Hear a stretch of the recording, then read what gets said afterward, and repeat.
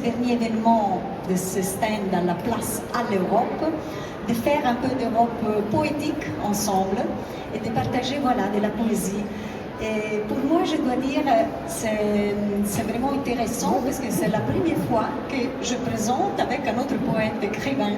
Et donc, ça sera un échange très, très intéressant, je pense, pour les deux. On a pensé, en fait,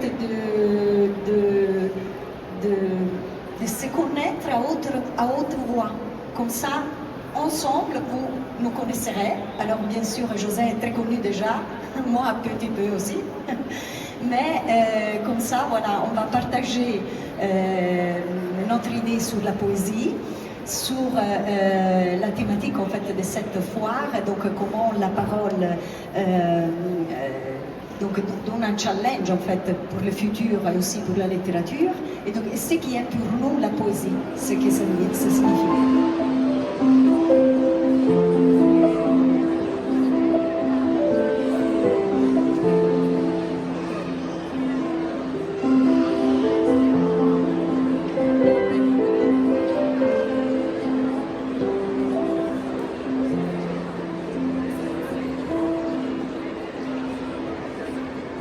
Écrire des poèmes. Écrire des poèmes est un exercice de la vie. Gymnastique de l'âme qui rejoint le corps pour célébrer avec lui la beauté de l'infini possible. Les objets, les personnes et la nature sont des outils occasionnels d'inspiration. Jeu pour l'exercice de l'esprit. L'essence est plus profonde et plus sérieuse. C'est de voir l'essence invisible pour notre âme et de la faire voler, danser et chanter dans une mélodie parfaite.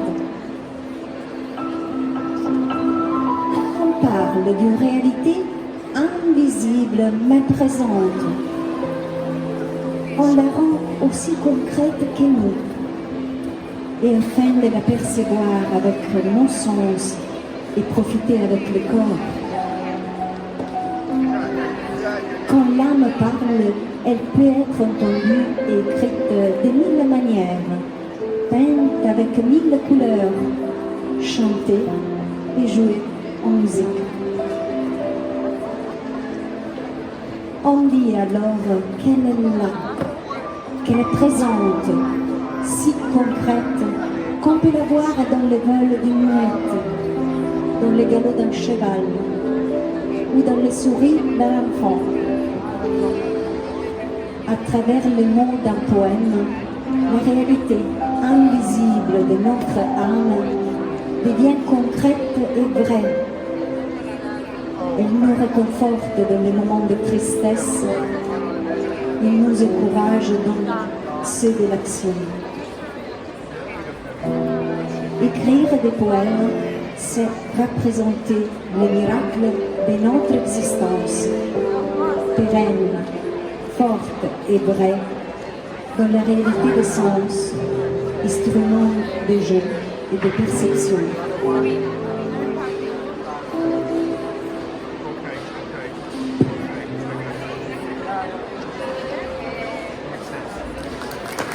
Merci Yacine, merci. Merci. Et maintenant, Joseph.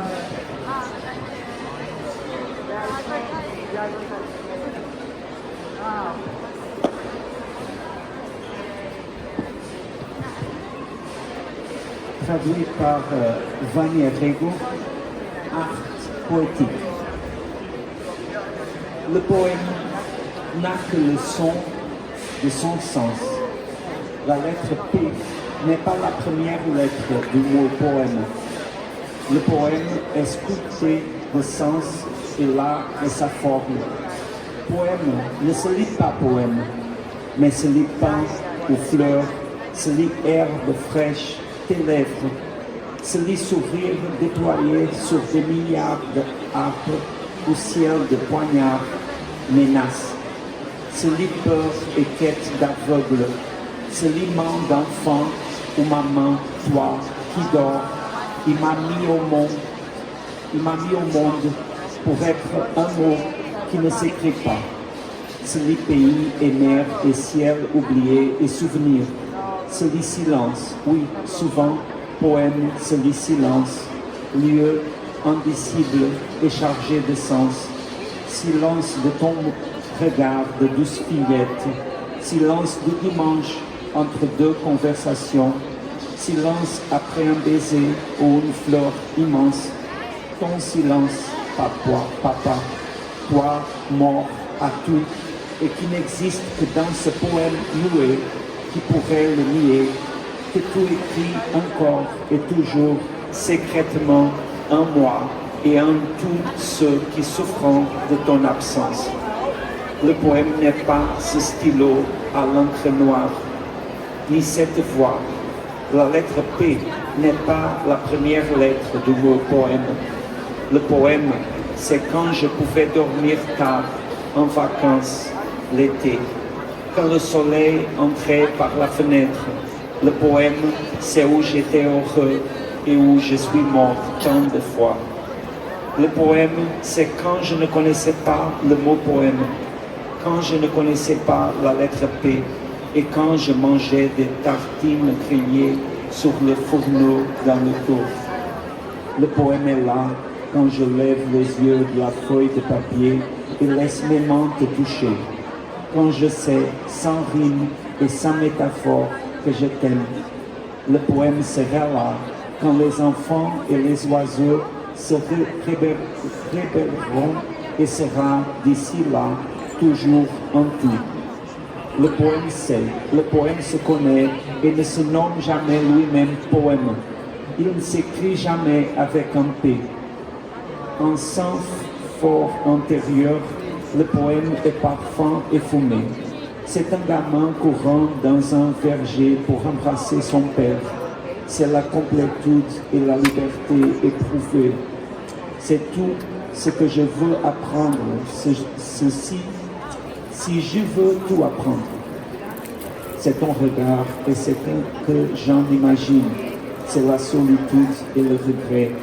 C'est pas une bibliothèque inflammante de vers calculés que n'est telle qu'une bibliothèque de vers calculés qu'un s'inflammant, mais n'est pas le poème.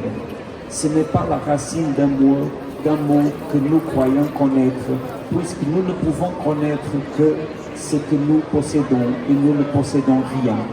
Ce n'est pas un mot de terre chantant un hymne et édifiant des murailles entre le vers et le monde. Le poème n'est pas le mot poème, car le mot poème n'est qu'un mot. Le poème, c'est la chair intérieure salée. C'est un regard perdu dans la nuit au-dessous des toits à l'heure où tout dormant. C'est l'ultime souvenir d'un noyé. C'est un cauchemar, une angoisse, un espoir. Le poème n'a pas de strophe. Le poème a un corps. Le poème n'a pas de vers. Le poème a du sang. Le poème ne s'écrit pas avec des lettres. Le poème s'écrit avec des grains de sable et des baisers, des pétales et des instants de cris et de doutes.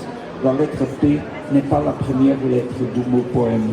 Le mot poème existe pour ne pas avoir des cultures comme moi j'existe, pour ne pas être écrit, pour ne pas être compris, même par moi, bien que mon sens soit un tout lieu où je suis.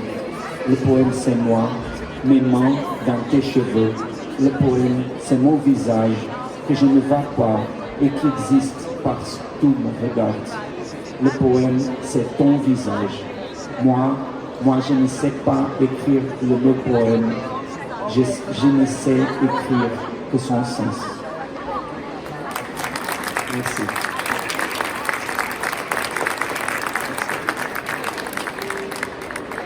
Merci José. Et merci à tout le monde d'être là, aussi de notre part. Donc merci à la Foire du Livre qui nous a invités et au stand, la représentation de la Belgique de la Commission européenne auprès de la Belgique. et pour cette invitation et pour cette possibilité de partager avec vous tous dans ce dernier événement de ce stand à la place à l'Europe, de faire un peu d'Europe poétique ensemble et de partager voilà, de la poésie.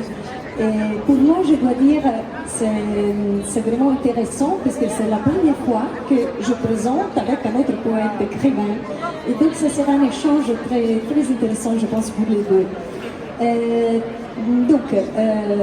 On a pensé en fait de se connaître à haute voix.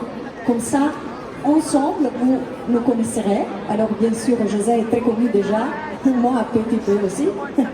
Mais comme ça, voilà, on va partager notre idée sur la poésie, sur la thématique en fait de cette foire, donc comment la parole donc donne un challenge en fait pour le futur aussi pour la littérature et donc ce qui est pour nous la poésie, ce que ça signifie. Alors donc je commence à vous poser la première question peut-être à José. Donc je sais que tu es un auteur très connu, pas juste au Portugal, mais aussi dans tout le monde. Et j'ai lu un peu sur José, mais en fait c'est la première fois qu'on se rencontre, donc je lui demande, est-ce que tu peux un peu nous résumer un peu ton activité littéraire, poétique et tes voyages dans le monde? Parce que je sais que la semaine dernière il était au Sud-Amérique, au Mexico je crois, donc voilà, merci. Bien, je dois commencer pour remercier l'invitation pour être ici. Et aussi pour dire que c'est un honneur aussi d'être ici avec toi, Sylvia, et partager ce moment. Aussi, je veux demander quelques patience et compréhension parce que mon français c'est très pauvre. Je vais essayer de communiquer un peu et je dois vous dire que je suis très heureux de ma lecture parce que c'était la première fois que j'ai lu ce poème en français. Wow, très bien, José. C'est pas facile parce qu'en fait, j'ai écrit ce poème en portugais.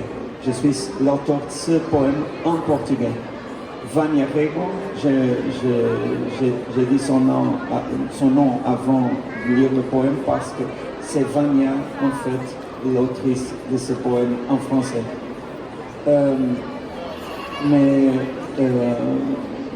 Pour me présenter, je dois dire que je crois beaucoup à la traduction. Je crois que la traduction, c'est peut-être une condensation du travail de la littérature et c'est une merveille le fait qu'on écrit des mots dans une certaine langue et quelqu'un fait ce travail délicat de traduire ces mots pour une autre langue et pour chercher la compréhension. Et la poésie, même quand elle est un peu mystérieuse, elle toujours a cette ambition de chercher que deux êtres humains se comprennent ou établissent une connexion. Moi, j'ai publié mon premier livre l'année 2000, alors ils sont déjà 26 ans de livres publiés. Mon premier livre de poésie, je l'ai publié à l'année 2001. En fait, ce poème que je lis, c'est présent dans mon premier livre, et en portugais s'appelle A Criança em Ruínas. En français, le titre c'est L'enfant en ruine. Et bien, j'ai écrit de la poésie, mais aussi des romans et des autres livres. Mais je crois que la poésie, c'est toujours très spécial parce que la poésie, en Portugal, nous avons une grande tradition de poésie et de poètes. Et la poésie, c'est toujours, il y a toujours l'ambition de regarder à l'essentiel, de ne pas desperdiciar, comment on se dit ça. ça, des mots et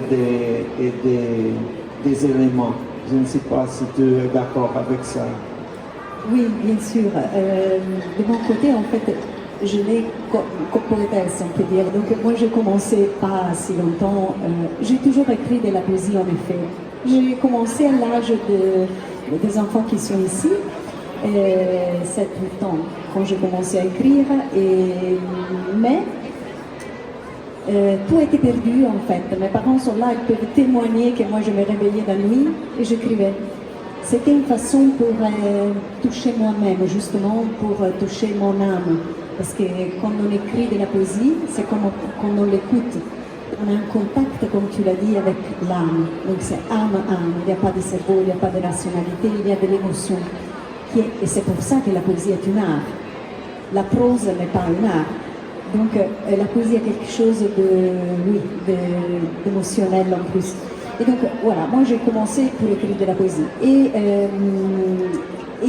j'ai décidé de commencer à publier parce qu'une amie m'a convaincue, poétesse, de publier ma poésie. Et après, donc j'ai publié mon premier livre dans le 2020, je crois, 22, 23, voilà, le premier livre. Et après, j'ai publié, donc je suis à 5 livres ou 6, j'ai perdu l'heure. Donc dans quelques années, je publie un peu. Et mon dernier livre, d'ailleurs, est un essai, donc pas de la poésie, mais d'un essai, qui est celui-là, sur la poésie à l'ère de l'intelligence artificielle. Donc quelque chose de complètement différent, mais qui justement, pour répondre encore plus à ta question, touche à l'essence de la poésie, qui est un peu à l'opposite de l'intelligence artificielle. C'est à l'opposite de la rationalité des données. Voilà, c'est quelque chose qui vraiment nous prend complètement, mais qui part de notre esprit. Et donc, c'est un peu une pause de réflexion que j'ai fait avec la prose. Peut-être que je créerai encore sur de la prose, mais voilà, essentiellement, j'écris de la poésie voilà, sur des différentes thématiques, l'amour et d'autres thématiques. Et même la première poésie que j'ai récitée, je l'ai choisie pour ça, parce qu'en fait, écrire des poésies, j'ai expliqué avec une poésie, c'est quoi pour moi écrire de la poésie. Donc pour moi, c'est un processus, je ne sais pas si c'est la même chose pour toi, alors sentir avec les sens, c'est surtout ce que je vois.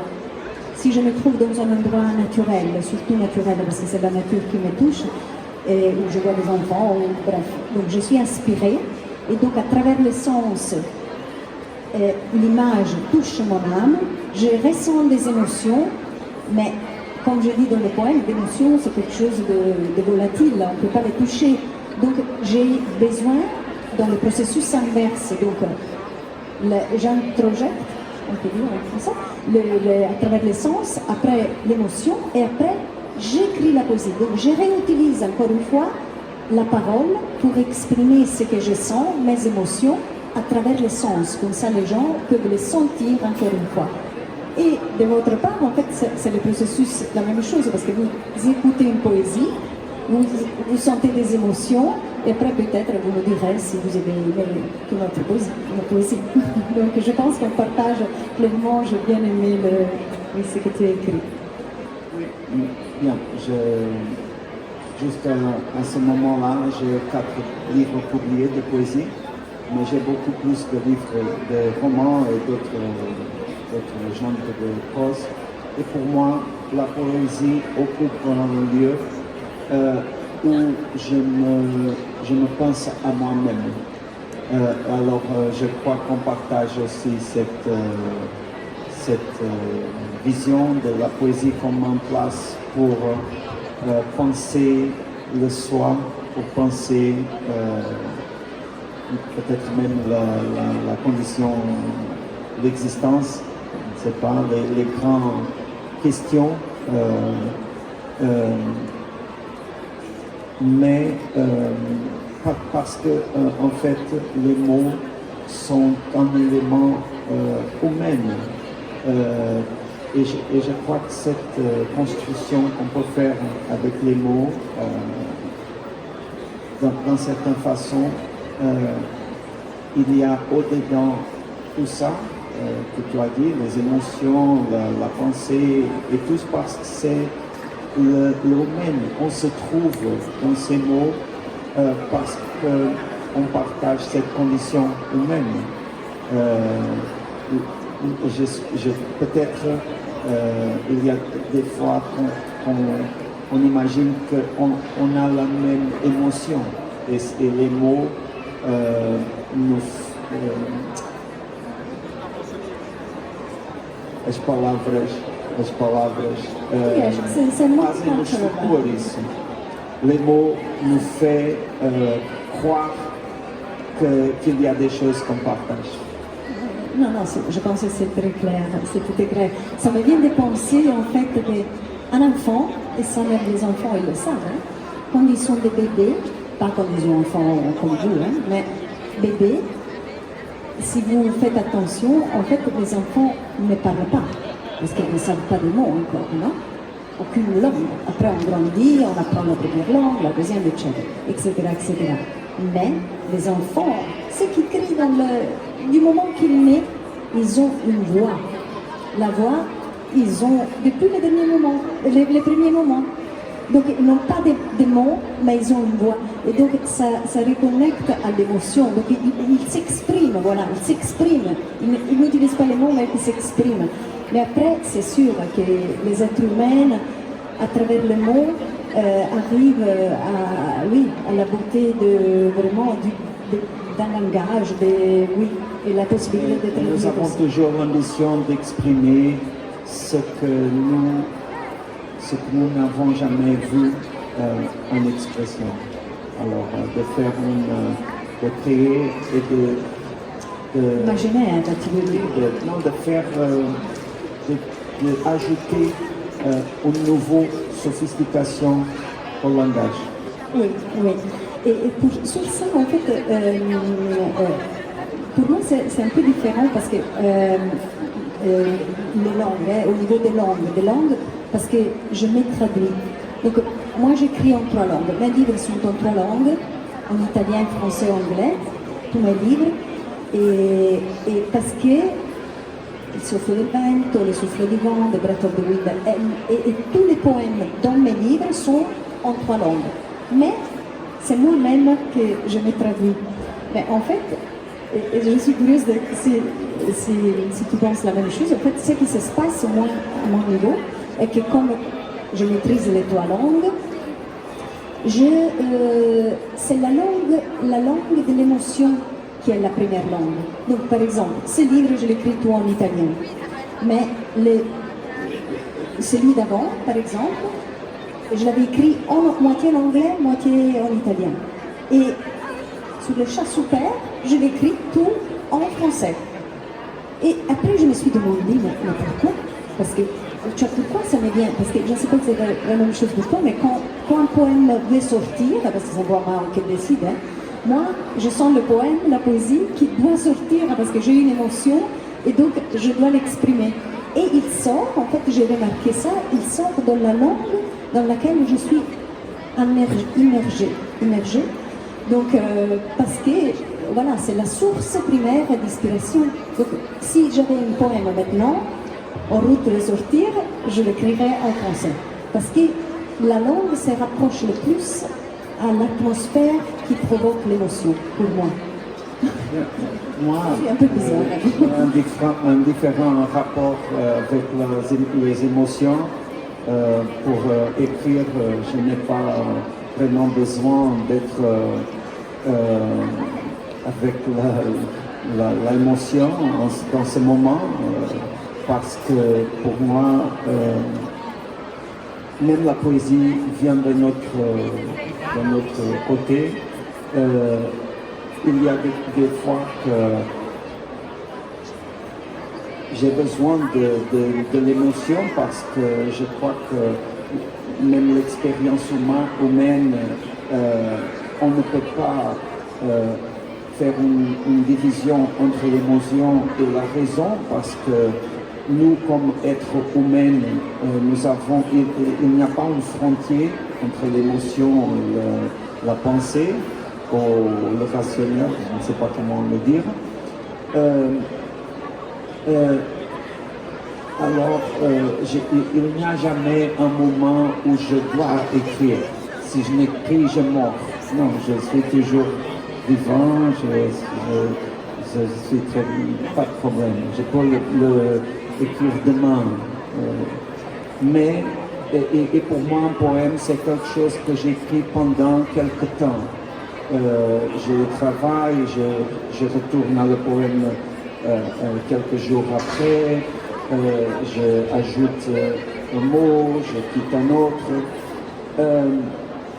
Mais je comprends très bien cette idée de la relation avec une certaine langue. Pas parce que j'écris une autre langue que n'est pas le portugais, mais peut-être c'est même pour ça que je comprends, parce qu'il y a d'autres langues que je peux parler et écrire, mais j'ai toujours l'idée que je ne pourrai jamais écrire un poème ou un texte littéraire dans cette langue. Parce que pour moi, c'est fondamental que je sens le saveur des mots. Et même avec, par exemple, l'espagnol, le castillan, et je suis né pas loin de la frontière avec l'Espagne, mais je sens qu'il y a certains mots qui semblent pareils, mais n'ont pas la même saveur. Et pour ça, j'ai besoin de quelqu'un qui fait ce travail de traduction et que prend cette responsabilité. Parce que je crois que les traducteurs doivent être beaucoup plus valorisés de ce qu'ils sont, mais aussi c'est une responsabilité. Ici, Bruxelles, c'est une cité avec beaucoup de traducteurs, avec beaucoup d'interprètes, et vous savez de ce que je parle. Parce que c'est pas évident de traduire un mot par autre mot. Et c'est à cause de ça que je ne crois que le chat GPT jamais sera un vrai traducteur littéraire. Parce que la littérature elle-même ne peut pas être produite par des machines, par des softwares, parce que la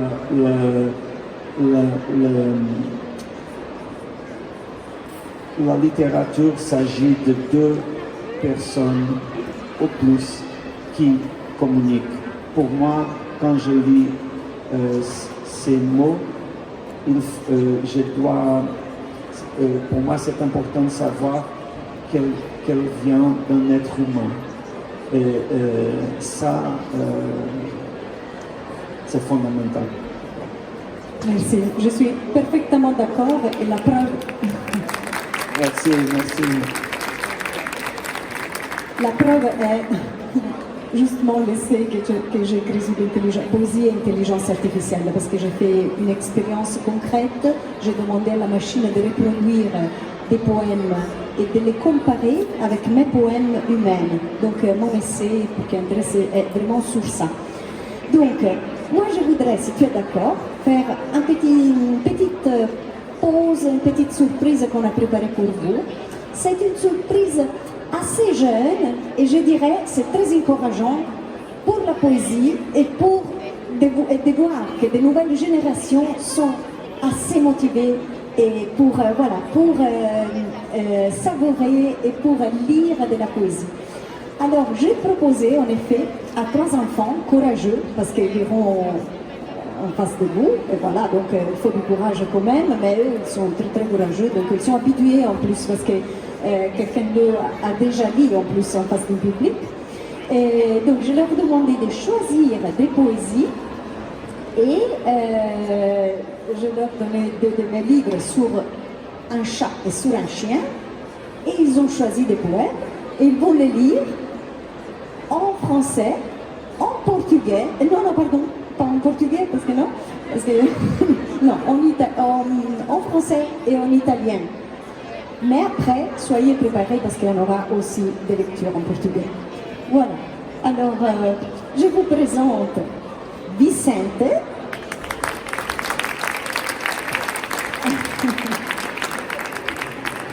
Sofia. Et je la vois Anita. Voilà. Alors, Vicente et Sophie vont commencer. Et vous savez, donc c'est mieux, hein? Ça, c'est plus pratique. Voilà. Sam fait sa toilette. On a joué, on a mangé, on a couru. Quel chouette fut. Petit cher Sam, même s'il est chaud, il n'a pas peur, c'est rigolo. Il découvre tant de choses, il veut apprendre. On suppose après tout ça, il est fatigué, mais il faut bien se nettoyer. Comme un beau chien tout blanc, avant maintenant, ça va mal. Alors c'est l'heure du nettoyage, il faut un moment pour être sage, cause prof, seul coucher, quel secret que t'aimerais montrer le monde, se faire rater, c'est ce que le chien seul va bien adorer. Et puis se regarder dans le miroir tout propre seul, c'est très bien. Pour obéir est le mot-clé.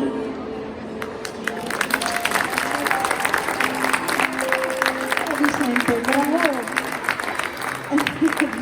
bravo. C'était un très long poème. Et maintenant, donc le poème était sur Seul. Et qui est ça? Un chien. Ah, un chien, un chiot. Oui. Sympa? Oui. Et toi, tu as aimé la poésie parce que tu l'as choisi? Tu as aimé la poésie parce qu'il le décrit, mais quand même, il est un peu... Elle est belle, je l'aime bien et j'adore les chiens.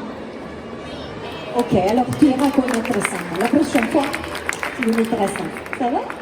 Alors maintenant, tu peux rester. Maintenant, Sofia va nous lire le même poème, mais en italien. Parce qu'on est sur la place d'Europe, donc en italien. Gatto super cacciatore, ore ed ore, sto al sole, sentinella, attenta e fiera, molti uccelli in primavera, volano bassi, lui li ha vista, con un balzo crea la pista, per giocare, annusare e scusate, poi mangiare. Bravissima. Alors, je vais lui demander en français, parce qu'elle est polyglotte, elle parle aussi français. C'est qui, Super? Ton chien? Non, Super, pas Sam, hein? Ton chat. Et pourquoi tu as choisi la poésie sur les chats? Parce que tu aimes plus les chats. Oui, j'aime bien les chats. Ok, merci beaucoup. Et alors maintenant, vas-y, Anita, avec... Pardon? Ok, voilà. San San San. San San San è una canzone, il ritmo è quel che ti dai, e per il cucciolo unico al mondo è tutto bianco, lui vagabondo, San è reale, lui esiste, dovete vederlo, chi resiste a lui? È troppo buono, affettuoso, direi quasi un virtuoso, ma questo è un sogno per il momento, giocare con lui è fantasticoso. San San San tu puoi cantare, lui ti risponderà voglio giocare.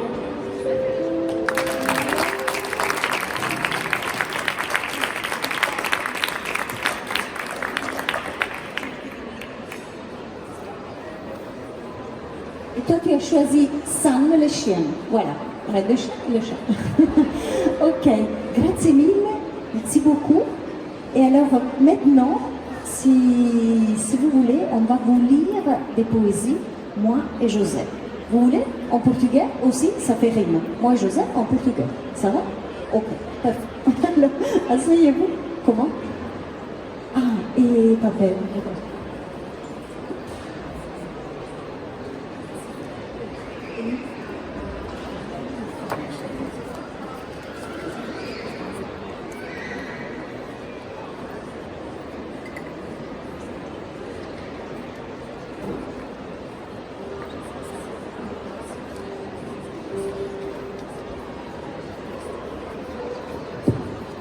Donc oui, on va lire et après, si vous avez des questions ou quelque chose que voilà, vous voulez de nous savoir et tout ça, on laissera 5 minutes de questions.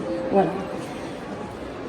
Alors, j'ai choisi un poème de mon livre sur l'amour. J'ai ouvert la page.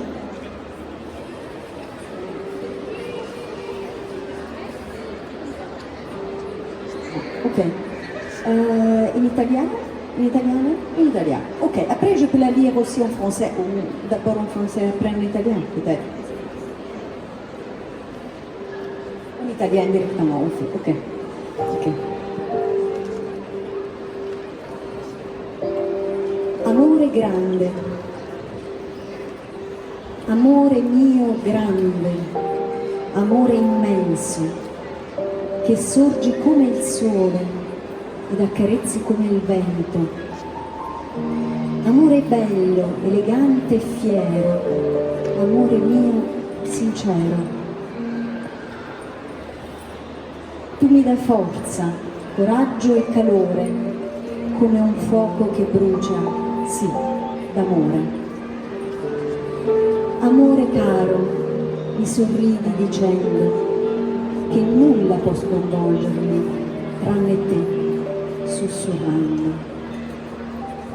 Questa canzone che canti per me è melodia dolce di pace e calore. Una forte passione ci prende e tutto tranne noi vale niente.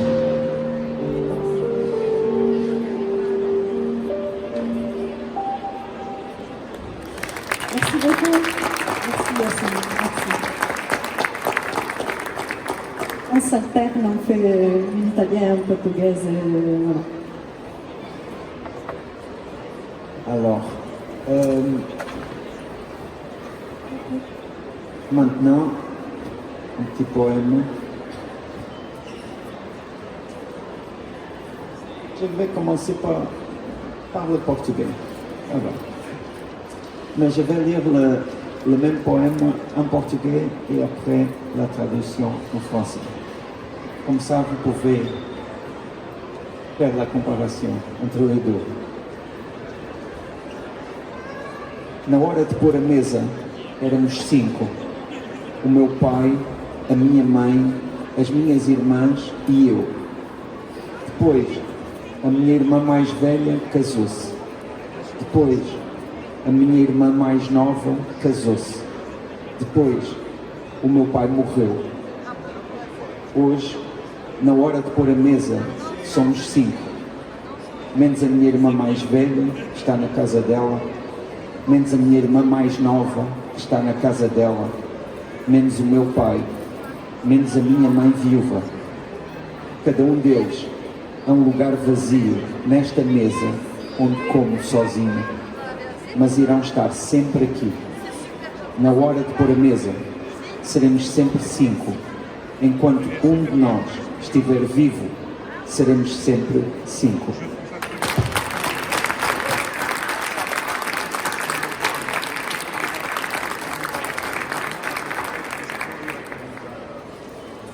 Tradução de Vânia Rego. À l'heure de mettre la table, nous étions 5. Mon père, ma mère, mes sœurs et moi. Puis, ma sœur aînée s'est mariée. Puis, ma sœur cadette s'est mariée. Puis,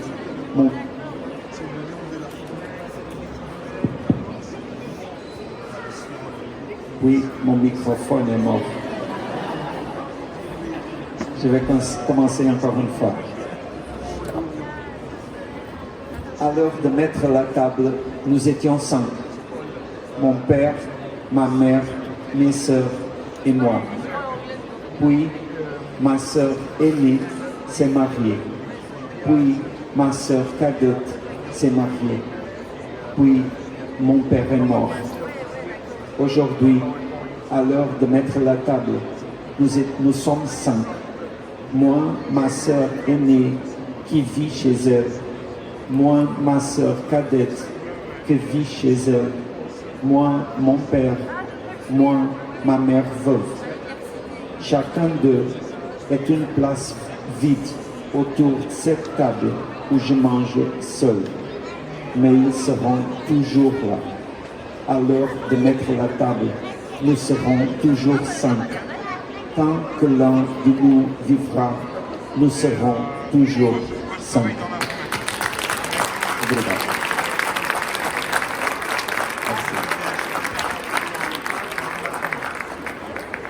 Alors, soit on lit notre poésie, soit si vous avez des questions, peut-être déjà si vous avez des questions, après on va clôturer avec notre poésie. Vous avez une question?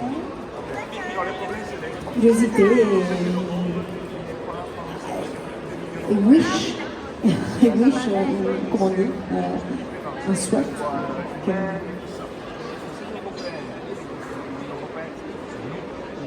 Merci. Donc, vous avez parlé de la traduction et quand on parle de langue étrangère, on ne parle de la même personne. Et je pense que c'est vrai avec la poésie et aussi avec le sens d'humour. Il y avait une anecdote, on parlait des interprètes à Bruxelles, à l'époque que votre compatriote José Manuel Barroso était le président de la commission.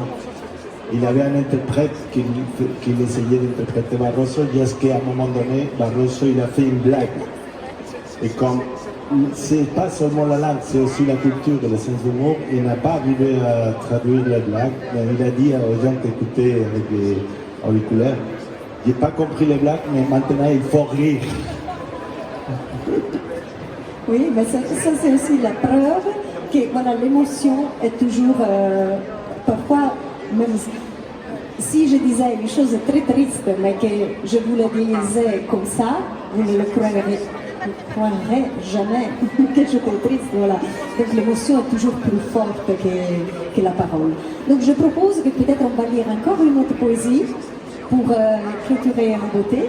Et alors je laisse peut-être d'abord José, sinon je peux toujours commencer. Et après je vais terminer aussi avec la musique, parce que je voudrais vraiment, j'apprécie beaucoup Yacine, qui nous accompagne avec le piano et qui accompagne les enfants, parce qu'il est aussi un poète en musique. Voilà. Merci Yacine. On a une autre question. Oui. Tout à fait. Parce que vous avez tous les deux, vous étiez sans unis, on peut dire, par rapport à l'émotion qui est, on peut dire, la source des mots. Et je me demandais si cette croyance est justement la raison pourquoi José il préfère que ça soit le traducteur à interpréter dans son propre langue, avec ses propres émotions, ses poèmes. J'ai rien contre le fait que le poète traduit lui-même ou elle-même sa poésie. Mais moi, je ne trouve pas en moi-même la compétence pour le faire. Mais il y a tant d'exemples de poètes qui traduisent sa propre poésie. Alors peut-être que je n'ai pas bien compris. Lost in translation. Não, não. Em português. Ok. Pronto. Concordamos em sintonia no que diz respeito às emoções dão origem ao poema, no caso da pessoa criar na sua própria língua. E eu perguntava se é essa a razão pela qual é possível que a pessoa que tem essa emoção expressa, que se exprime nessa outra língua, ser introdutor do poema, no caso justamente porque imagino o José Luís nunca faria um poema em outra língua. Em francês. Mas pronto, se é mais uma razão que está ligada às emoções. No meu caso, eu sinto que a principal razão é a relação da pessoa com a língua com que está a escrever. Je crois que la première raison, c'est la relation de traduire avec la langue. Parce qu'en fait, je crois que le traducteur doit connaître plus sa propre langue que la langue de départ. Oui, en fait, je peux dire mon expérience est double en fait, parce que j'écris et je me traduis. Mais attention, traduire, traduzione en italien, traduçao, je ne sais pas, en portugais, traduçao, voilà, vient de la racine latine. Traduire, trahire, qui ça signifie trahir. C'est normal, parce que si ce n'est pas la même personne qui écrit, c'est normal, c'est une autre personne. Mais, même moi-même, moi quand je me traduis, en fait, moi je me permets aussi parfois pas d'échanger, mais moi ce qui est important pour moi, et je pense que le traducteur devrait faire ça, c'est d'exprimer la même émotion. Donc pour moi, le lecteur doit trembler avec la même émotion dans toutes les langues. Mais, donc c'est la langue d'arrivée. Si un Belge lit la poésie en français, un Belge francophone, un Belge francophone, il doit sentir la même émotion que je voulais communiquer, mais qu'en italien, peut-être, je dirais, un peu différemment, parce que les Italiens s'expriment un peu différemment. Ou en anglais, par exemple, l'anglais est complètement différent au niveau, par exemple, vraiment de culture, parce qu'à la fin, c'est une question aussi de culture. Et c'est très, très, très intéressant. Cette activité que je n'avais pas prévue, mais que je fais, parce qu'à la fin, c'est une activité différente qu'écrire des poésies ex novo, mais c'est très intéressant parce que je me mets aussi à la preuve, et moi aussi, j'ai des personnes qui révisent mes poèmes en français et en anglais. Donc les versions finales, et c'est écrit dans mes livres, traduites par moi, mais révisées par. Et je prends des langues maternelles, parce que c'est là, et en fait c'est rigolo, parce que parfois ils me disent en anglais, par exemple, ça c'est surtout avec l'anglais, avec les livres sur l'amour, parfois j'exprimais des choses, voilà, très en amoureux en italien, c'est si je l'écris en italien, et il écrivait, il n'y a pas de sens en fait en anglais, il n'y a pas de sens, comment des gens qui aiment s'expriment comme ça, non, c'est comme ça, voilà, ça c'est la preuve que chacun de nous naît dans une culture différente, et donc voilà, la voix est la même, l'émotion est la même, mais la langue est différente. Donc il apprend à exprimer les mêmes émotions mais avec des mots différents. Ouais.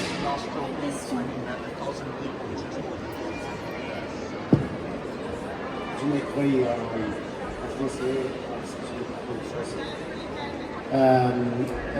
Vous avez un livre d'Alvarez qui c'est où vous parlez de la vie où vous allez, où est-ce que vous allez. Et c'est très émotionnel et très intéressant. Mais ma question, c'était très difficile pour vous parce que les émissions de parler sur la place où est-ce que vous avez vivre et passer partout de votre vie. Et l'objectif était pour avoir une mémoire pour tout le monde sur cette place. Merci. Merci à vous. C'est curieux parce que cette question a beaucoup de choses à voir avec la dernière question.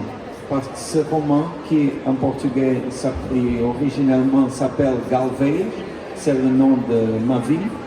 En français, c'est ça, s'appelle Souffre. Souffre. C'est une chose complètement différente.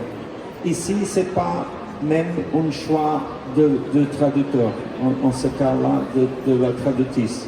C'est un choix de l'éditeur, que c'est une chose différente et encore un autre débat. Mais pour moi, ce roman serait très différent si je n'ai pas utiliser le nom Galvez. Si je fais comme Garcia Marquez et si je imaginais Macondo, mais je l'écrivais toujours en pensant à Galvez. Parce que le fait que j'utilise le vrai mot Galvez, ça me porte une quantité très importante d'émotions, de souvenirs, d'expériences que change l'écriture.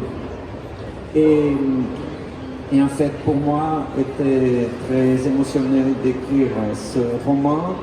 Et il y a des fois que je ne sais pas si Sylvia est d'accord avec moi, mais il y a des choses qu'on doit écrire dans un certain moment parce qu'il y a des dangers de les perdre.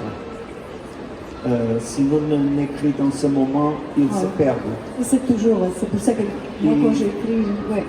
Et avec ce roman, c'était comme ça.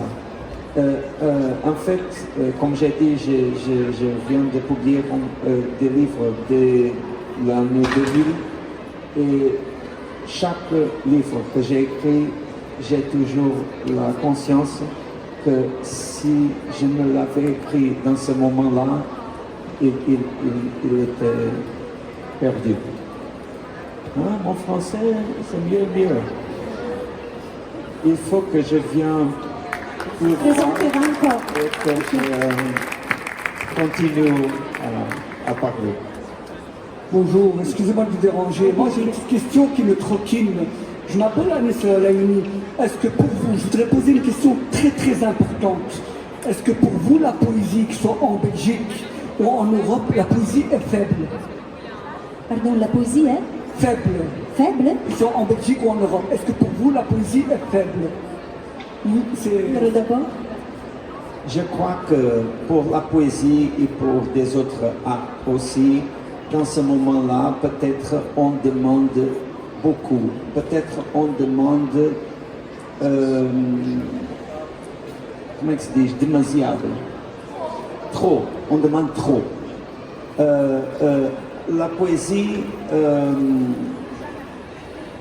il y a des fois que la poésie est faible et c'est bien qu'elle est faible.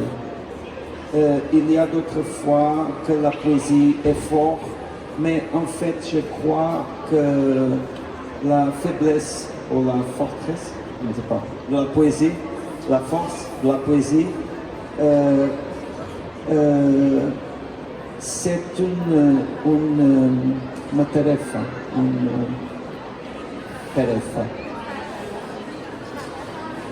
tâche. C'est une tâche de tout. Et je veux dire que même le lecteur a la responsabilité devant le poème. On ne peut pas demander au poème tout. On doit aussi ajouter quelque chose au poème. Alors si la poésie est faible, c'est parce qu'il y a des fois que nous-mêmes sommes faibles. Merci. J'avais la même réponse presque. Moi, je pense que ce n'est pas une question de faiblesse de la poésie. c'est une question de réveiller les âmes de nous tous, parce qu'on vit dans une époque où vraiment on laisse à l'intelligence artificielle écrire des poèmes. On peut tout faire à l'intelligence artificielle, même arriver à écrire des poèmes que pour moi, l'art, si on arrive à déléguer l'art, c'est la partie la plus précieuse de nous. Donc, est-ce qu'on continue à vivre? C'est un choix. Donc, alors, personnellement, je pense que c'est nous qu'on doit être forts à garder, pour qui veut, à garder notre propre humanité et à exprimer avec force la poésie. Parce que la poésie, c'est de l'art et c'est l'expression de notre âme. Voilà, donc je suis complètement d'accord. Oui, c'est nous. Et alors, merci. Merci. Est-ce qu'on a répondu à votre question? Parfait. Et donc, moi, je suggère alors de terminer avec un dernier poème. Et merci à vous tous de votre attention. Merci. Alors, encore un dernier poème. Et aussi, merci pour votre générosité, compréhension.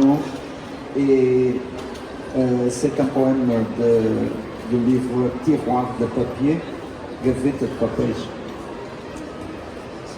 J'ai 1000 sœurs pour aimer sans mots.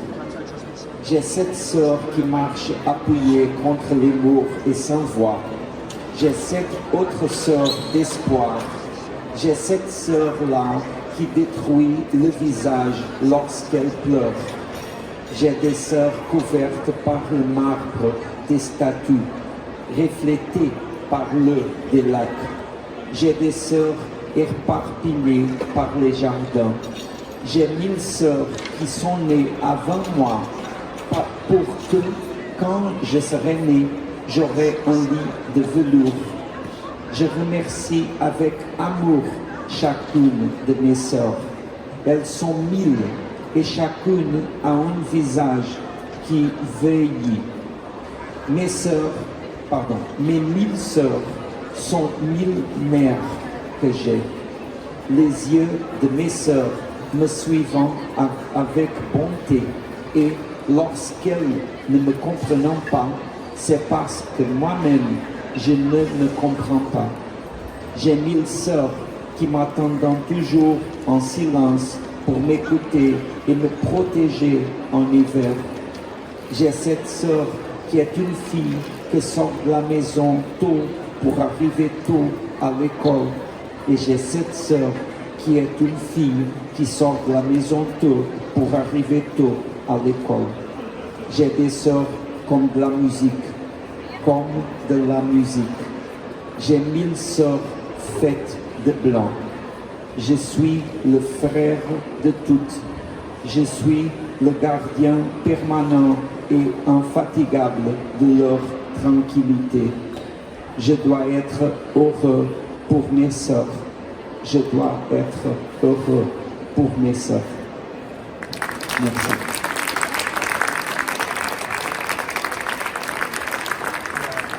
Merci beaucoup, José.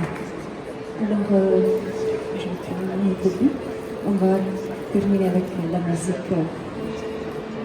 J'accompagnerai cette fois la musique avec un poème.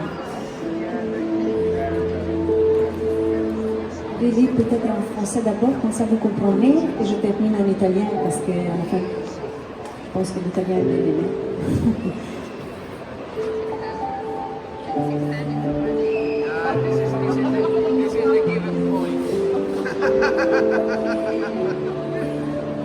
Musique de l'âme. La musique de l'âme est une mélodie unique, modulée au rythme de sa beauté intérieure. Elle ondule, frémit, se cabre, et puis revient douce au frisson de la vie. Comme la mer, elle n'est jamais pareille, mais en mouvement constant, résonnante et infinie.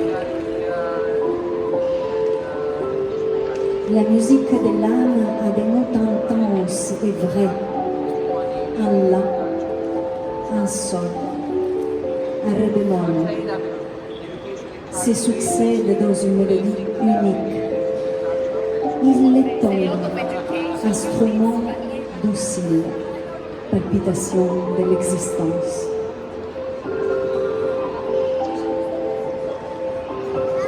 La musica dell'anima. La musica dell'anima è una melodia unica, modulata al ritmo della propria bellezza interiore. Ondeggia, freme, si impenna e poi torna dolce al fremito di vita.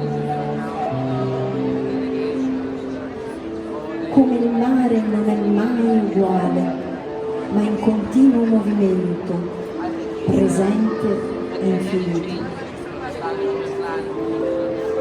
La musica dell'anima ha note intense e vere, un La, un Sol, un Re bemolle, si susseguono in melodia unica, la intonano, docili strumenti, palpito d'esistenza.